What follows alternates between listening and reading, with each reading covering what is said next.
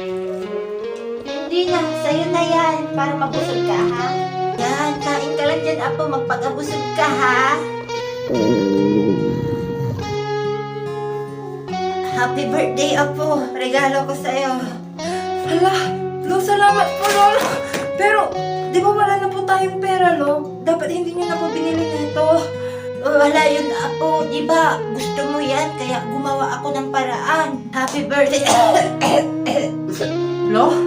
Lo, may dugo po kayo po. May maluhang sakit ang lolo mo at kailangan na siyang operahan sa madaling panahon. Hayaan mo na akong mamatay, Apo. Hindi po, Lolo. Paano po ako? Ibebenta ko yung bahay at lupa ko para may iwan ako sa yung panimula mo, ha?